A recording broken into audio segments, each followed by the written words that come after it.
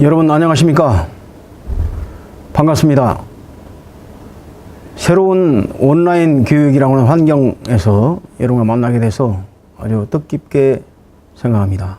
교육에 앞서서 저의 소개부터 올리도록 하겠습니다. 인사드리겠습니다. 여러분 반갑습니다. 제 소개를 판서를 통해서 해드리도록 하겠습니다.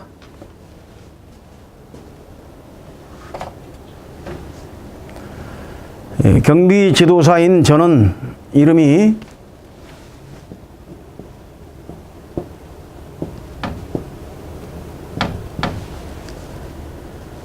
원자 돈자가 되겠습니다. 저희 아버님께서 제 이름을 지어주실 때 돈독한 사람이 되거라. 그래서 남을 좀 도와주는 이런 위치에 있었으면 좋겠다 하는 뜻이 담겨 있는 것 같습니다. 저는 1974년에 육군제 삼성학교 포병 소위로 임관을 해서 강원도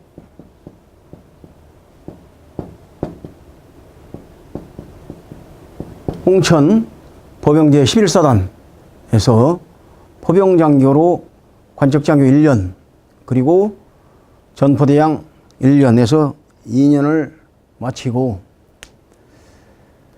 우연찮게 강원도 홍천에 홍천강이 있는데 홍천강을 따라서 저공 비행으로 가는 비행기를 보고 정말 멋있다. 이야, 세상에 이렇게 멋진 비행기가 있는가. 여기에 반해서 육군항공 조종사로 지원을 해서 시험을 합격한 이후에 77년 7월에 왼쪽 가슴에 위잉을 달고 조종사 생활을 시작했습니다. 1974년부터 2010년 6월까지 34년 6개월 동안 공직 생활을 마쳤는데 항공장교로서 제가 비행을 한 시간이 9,500여 시간에 이릅니다. 비행 시간 여러분 9,500시간 대단한 시간입니다. 자, 얼마나 대단한가 한번 볼까요? 여러분 지구 둘레가 몇 킬로 정도 된다고 생각하십니까? 약 4만 킬로가 된다고 해요. 4만 킬로. 그런데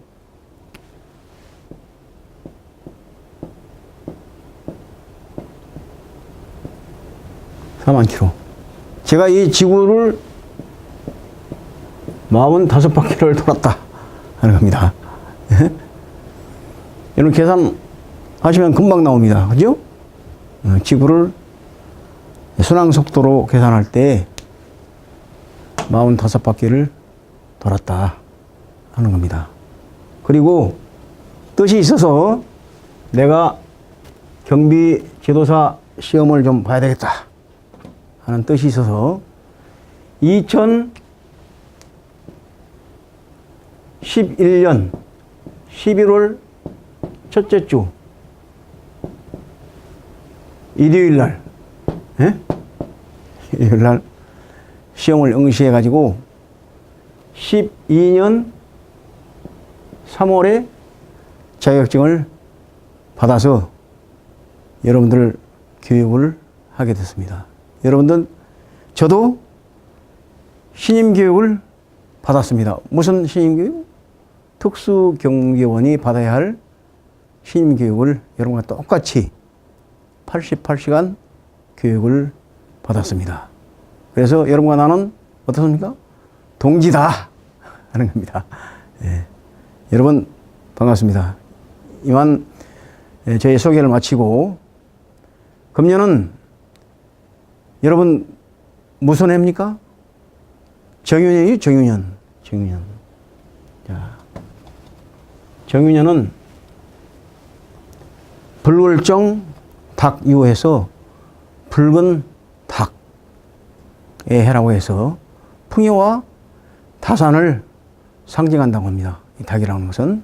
그래서 여러분 개인과 여러분 가정의 풍요와 다산, 만복이 깃드시기를 바라고, 닭의 오덕이라고 하는 내용이 있는데 슬라이드를 통해서 소개해 올리도록 하겠습니다. 자, 닭의 오덕 소개해 올리겠습니다. 자, 한시 외전, 한나라, 중국 한나라 때에 한영이라고는 박사가 있었는데, 그 한영이라는 사람이 닭의 오덕에 관해서 설명한 내용입니다. 닭의 머리에 관을 쓴 것은 문이다. 그리고 발에 갈퀴를 가진 것은 무다. 그리고 적에게 맞서서 싸우는 감투는 용이다. 먹을 것을 보고 서로 부르는 것은 인이요. 밤을 지켜 때를 잃지 않고 알리는 것은 신이다. 자, 현대적인 언어로 한번 해석을 해볼까요? 머리에 관을 쓴 것은 문. 여러분들 지식을 함양하기 위해서, 여러분 마음을 닫기 위해서 책을 열심히 읽어라 하는 내용이 되겠고, 발에 갈퀴를 가진 무는 여러분들 건강을 위해서 체력 단련을 열심히 하시라는 겁니다. 자, 세 번째는 적에 맞서서 감투하는 것은 용이다. 여러분들이 일자리에서 여러분들이 열심히 일할 수 있는 그런 에너지를 발휘하시라 하는 내용이 되겠고, 자, 먹을 것을 보고 서로 부르는 것은 인이다.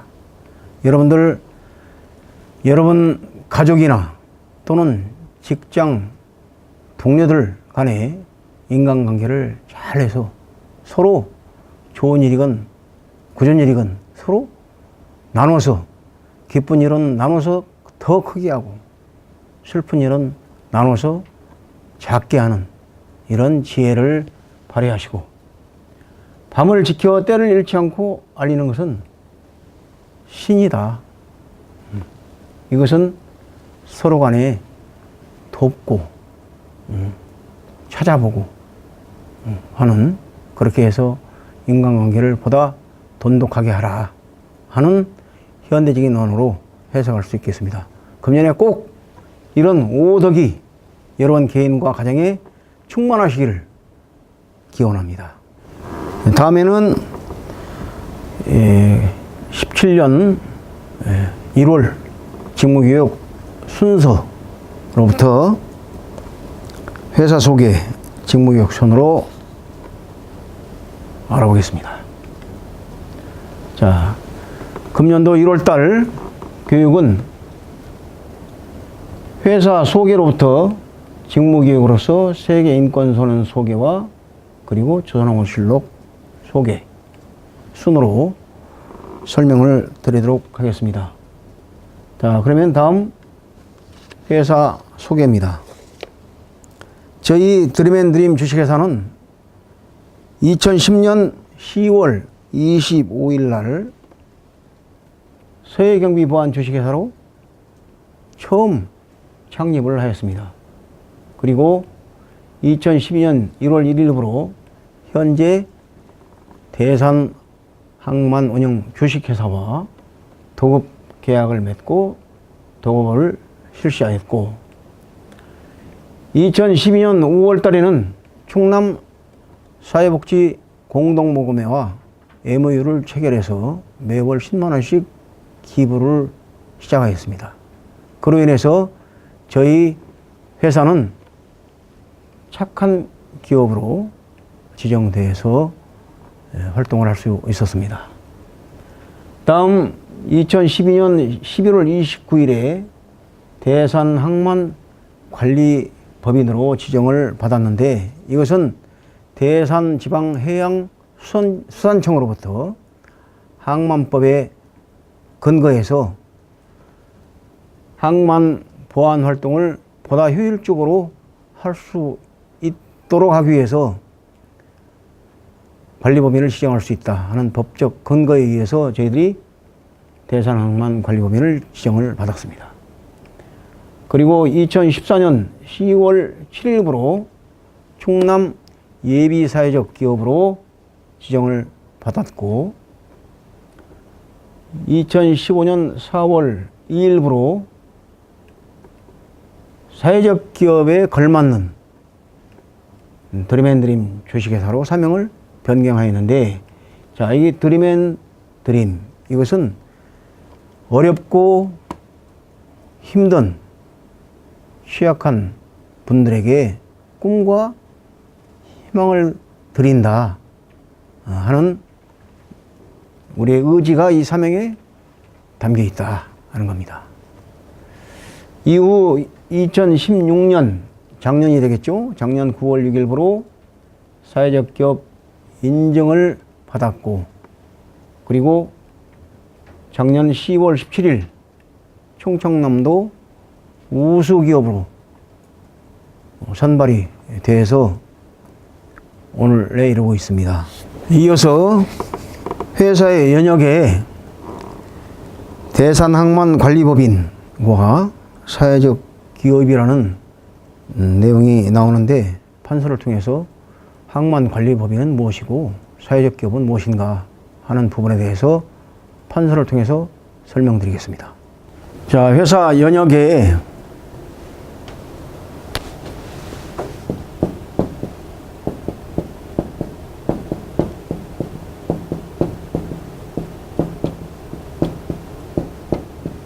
법인, 그리고 두 번째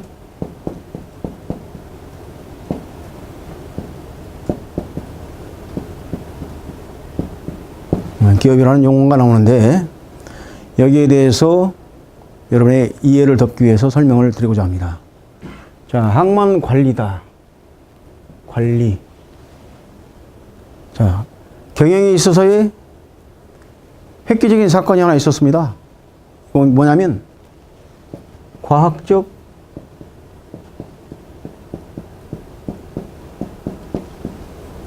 관리라고 하는 거예요. 과학적 관리라는 게 뭐냐면, 컨베이어 벨트에 인원과 장비를 해서 돌리는데, 이 주먹구구식으로 인원을 편성하고 장비를 편성해서는 안 된다. 생산성을 극대화시킬 수 있는 과학적인 방법으로 배치를 해야만 생산성을 극대화시킬 수 있다. 이런 논리에 있어서 관리법이 나오는데, 자, 항만을 관리하는 데 있어서도 이러한 논리가 적용이 되는데, 이것은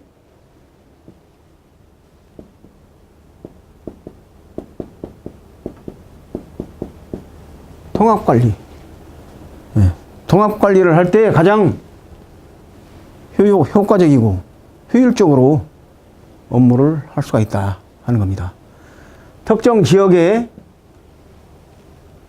다수의 보안업체가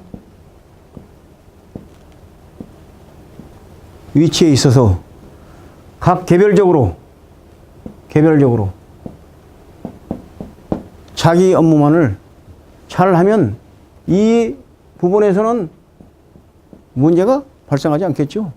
그런데 이 지역 전체를 대상으로 해서 관리를 한다고 하면 어떤 특정한 업체가 통합해서 관리를 해야만 인원과 장비 또 업무의 효율성을 기할 수 있다 하는 겁니다. 이런 논리에 입각해서 지역 단위로 특정 업체를 항만관리법인으로 지정을 해서 운영을 할 수 있다 이런 법적 근거를 마련했고, 이런 법적 근거에 의해서 영종도를 관장하는 공항보안공사, 부산 항을 담당하고 있는 부산 항만보안공사가 모태가 바로 어디다? 항만관리법인이다 하는 겁니다. 그래서 우리 드림앤드림 주식회사도 향후 대산 석유화학단지를 통합해서 관리할 큰 뜻을 가지고 있다. 그렇게 할 수 있겠습니까? 할 수 있겠죠? 예. 꿈은 이루어진다. 예. 반드시 이렇게 되기를 여러분 기대하십시오. 다음, 그럼 사회적 기업이라는 건 뭐냐? 사회적 기업이라는 것은. 자, 이 사회적 기업을 이야기해서는 경제, 소유관계, 이거에 대한 이해가 필요하다 하는 겁니다. 자, 항상 우리 사회는 무슨 사회? 경쟁사회다. 네. 그러다 보니까 항상 두 가지의 문제가 생겼다. 소득과 분배. 네? 개인과 집단과 국가 간에 있어서 경쟁이 심화되고, 그 경쟁 속에서 개인은 개인대로, 집단은 집단대로, 국가는 국가대로. 그래서 저쪽에 아프리카에 있는 주민들은 하루에 1달러 가지고 1달러도 부족해서 먹고 입고 하는데 헐벗고 굶주리고 있다는 거예요. 그렇듯이 우리 사회도 마찬가지라는 거예요. 이 소득과 이 분배에 불균형이 발생한다. 이것은 왜 그러느냐? 자본주의. 자, 여기에는 자본주의가 있어요.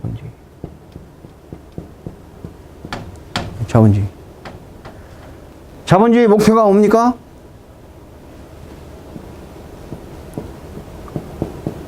이윤의 극대화.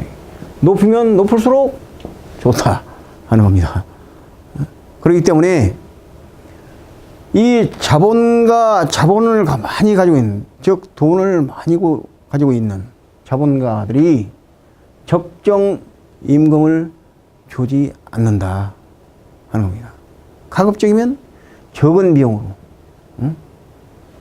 가급적이면 적게 주기를 원한다. 이런 구조적인 문제, 이것을 국가에서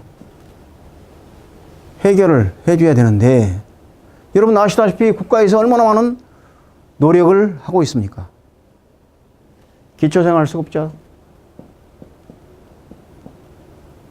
수급자들, 개인 단위, 가족 단위, 가족 인원수에 비례해서 일을 안 해도 최저 생활을 할 수 있도록 지원을 하고 있죠. 그런데 마냥 국가에 의존할 수 있는 인원이 한정적으로 되어 있는 게 아니다는 거예요. 자, 인구 5천만 중에 국가에서 책임질 수 있는 인원이 이만큼 된다고 치면, 나머지 이 부분은 누군가가 해결을 해야 되는데, 이 부분을 해결하기 위해서 만들어진 것이 바로 뭐다? 사회적 기업이라는 거예요. 사회적 기업.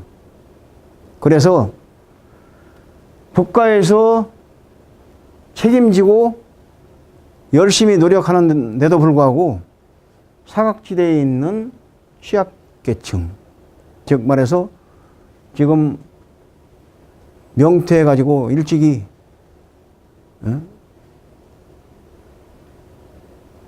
직장을 잃은 사람들 중에서 55세 이상 되는 고령자들, 그리고 한부모 가정,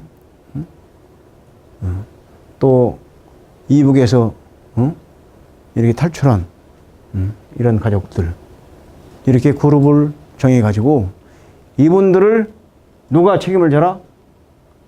사회적 기업이 책임을 져라 해서 2007년도에 사회적 기업 육성법이 만들어져서 오늘날까지 사회적 기업을 지원하고 또 범위 내에서 기준을 설정해서 이 취약계층에게 일자리를 제공하고 또 의료, 교육 이런 여러 가지 분야에서 취약계층에게 사회 서비스를 제공하도록 하고 있습니다. 이상 관리법인과 사회적 기업에 대한 설명을 마치고 우리 회사의 비전과 미션에 대해서 슬라이드를 통해서 설명드리겠습니다. 사회적 기업인 드림앤드림 주식회사의 비전과 미션은 무엇일까요? 사회적 기업이기 때문에 우리의 비전은 취약계층에게 일자리를 창출하고 그들을 위해서 사회 서비스를 제공하는 것이다. 이것을 구체적으로 실현하기 위해서 이런 4가지의 미션을 설정했는데 그게 바로 취약계층에게 일자리를 제공하고 근로자 근로 조건을 개선시키고 지역사회에 기부를 하고 그리고 경로당 방역 서비스를 제공하는 이런 미션을 설정해서 회사를 운영하고 있습니다. 이런 비전과 미션을 수행하기 위해서 사훈과 그리고 핵심 가치를 선정하였는데 우리 사훈과 핵심 가치는 우리 사훈은 첫째, 인간 존중입니다. 두 번째는 신의 성실, 세 번째는 사회공헌. 핵심 가치는 사람이 우선이다. 고객 감동을 실현한다. 혼자 독주하지 않고 상생을 추구한다. 기부 문화를 선도한다 하는 얘기 되겠습니다. 여기에서 인간 존중이라고 하는 것은 그리고 또 사람이 우선이다 하는 것은 거기에 알맞는 기본적인 철학이 우리에게 꼭 필요하기 때문에 사회적 기업으로서 사회에 우뚝 서서 사회적인 역할과 기능을 하기 위해서는 우리가 공통적으로 인권에 관한 이해가 반드시 필요하다 해서 다음 슬라이드를 통해서 인권이라는 것이 과연 무엇인가, 왜 우리에게 인권이 꼭 필요하고 그에 대한 이해가 필요한지 다음 슬라이드를 통해서 살펴보도록 하겠습니다.